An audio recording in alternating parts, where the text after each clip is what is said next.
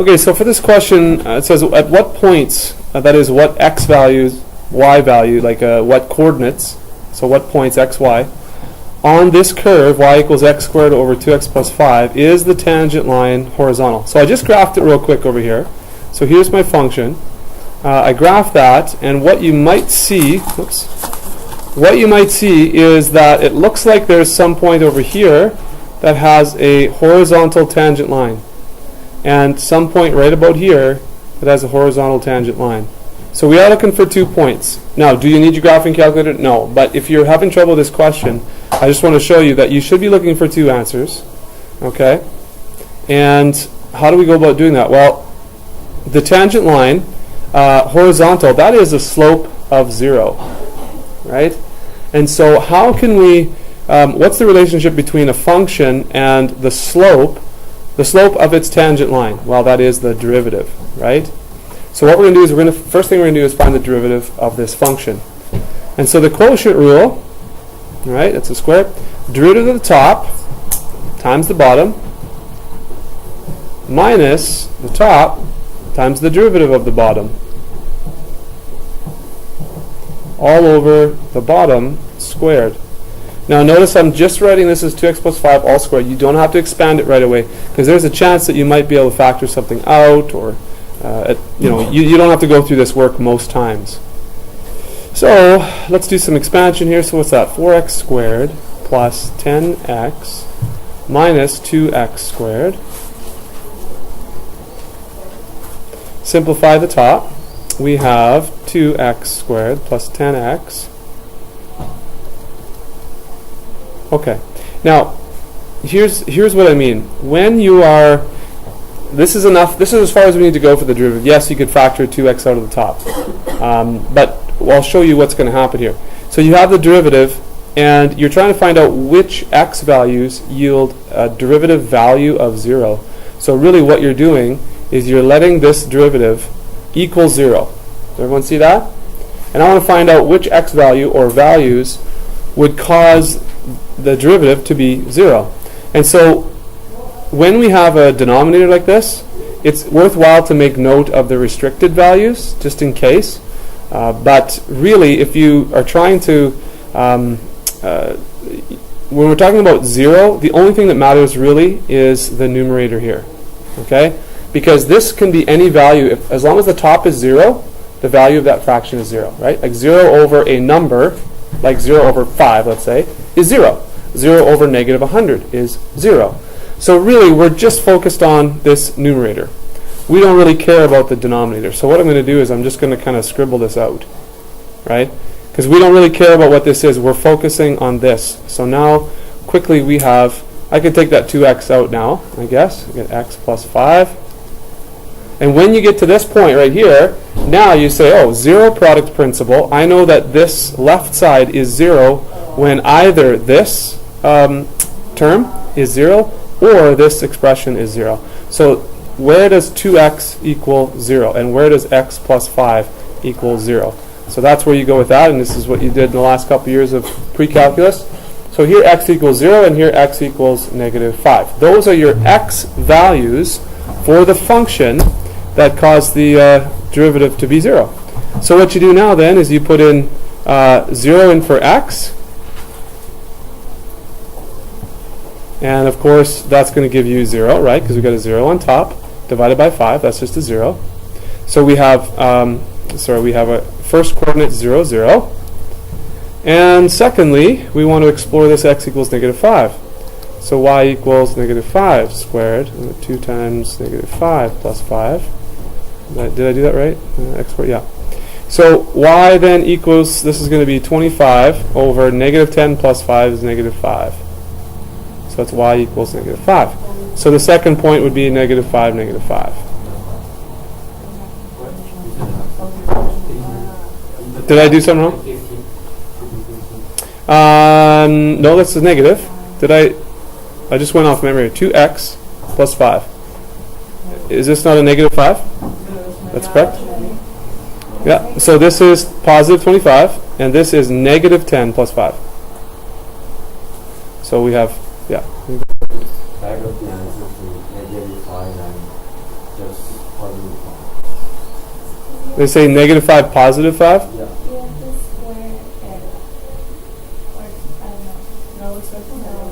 Okay, well let's go back. Okay, let's see if the back of the book's wrong then. Back of the book is saying negative 5, positive 5 for a point. Okay.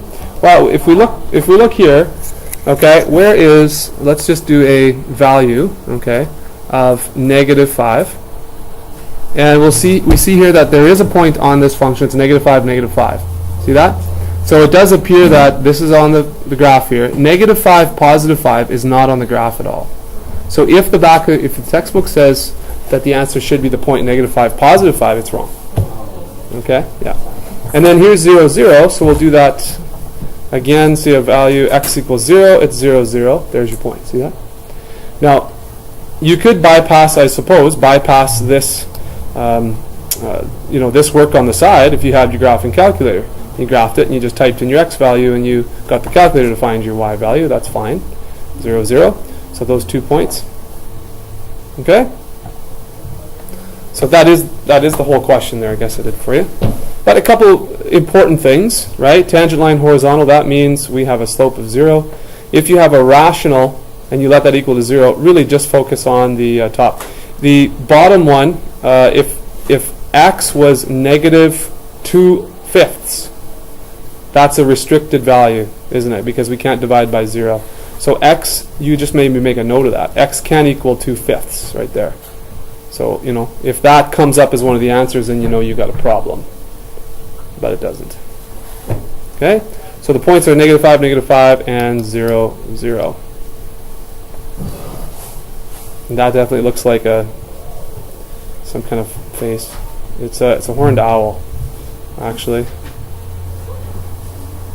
That doesn't even look like a horned owl. Anyways, 0, 0, negative 5, negative 5. Okay? A good one to do as well. So let's just snip that out.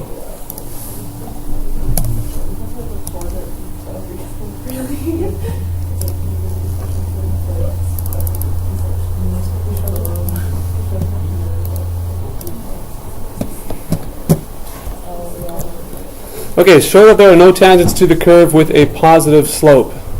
Okay, so let's find the derivative of this first. Y prime, derivative of the top times the bottom, minus the top times the derivative of the bottom, all over the bottom squared. So y prime equals, that is 3x plus 4, minus 3x minus 6. Right? Because if you do this, that's 3x plus 6, so you subtract all those. So this is gone, and you have 4 minus 6 is negative 2. Yep. Does this look right? Do you want the square? Yeah, squared. Yeah, you're right, squared. I didn't write it up there either, sorry. Okay, so, yeah. If we look at this, now there's two ways you could go about this. No matter what the x value is in here, there's obviously a restricted value, but it doesn't matter what x value you put in here, this will always be positive. Always positive. Why? Because it's squared. Okay? So if you have a positive number and you square it, you get a positive number. If x yields this to be negative, like if it's negative 2, that's negative 6 plus 4 is negative 2, but when you square it, you get a positive 4. Right? This is not affected by x. So this is always negative. See that? Negative 2 is always negative. So you can show right here that a negative value divided by a positive value will always be negative. So that means that the derivative will always be negative. And there's two ways we could confirm that. So let's do a couple things here. Let's get the calculator out. Let's graph this function. Actually, you know what? Forget about the calculator. Let's do Desmos here. Okay? Let's do Desmos. Just a bigger graph. Okay, so someone read that function out to me again. It was y equals what? Negative 2 divided by... No, the original function. X plus 2. Good. X plus 2. Okay. 3x plus 1. Divided by 3x plus 4. Okay, so you want to make sure you use your brackets. Okay, so if we look at this graph here now, and we could zoom in a little bit. Okay, obviously this is just going on forever and ever that way. It looks like there's some kind of asymptote at about positive 1/2 or so, right? A horizontal asymptote. See, and if you look at this here, any tangent line right here will have a negative slope. You see how that's negative? Negative, negative, negative. Over here, you start over here on the other side of the vertical asymptote. It's negative, negative, negative, negative, negative. Now it's getting more positive, but will it ever get to be 0 or positive? No.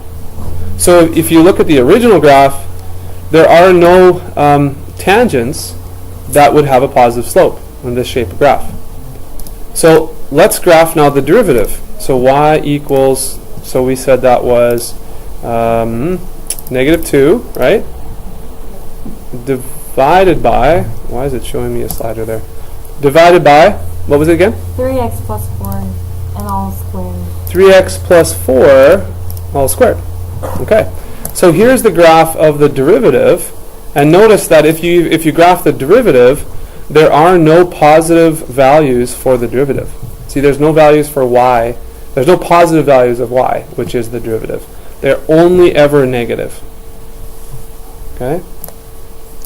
And they are seriously negative in this region and this region, which kind of makes sense because that's the region where it's very steep negative and steep negative. You see that? So the blue is the actual values of the derivative.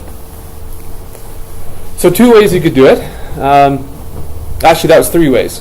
Mathematically, you show that a negative value divided by a positive value is always negative. So you would say that in words. Just finish that off. Just saying, negative value divided by positive value is always negative. Therefore, there are no positive slopes at all. Second way you could do it, sorry, not that. You could go back and you could say, if you graph the original graph, there are no tangent lines that can be seen that have a positive slope. They're all negative. And then, of course, one more. You could actually graph the derivative and show that it does not go above y equals 0 here. Like it's only in the negative region for the actual y value of the derivative.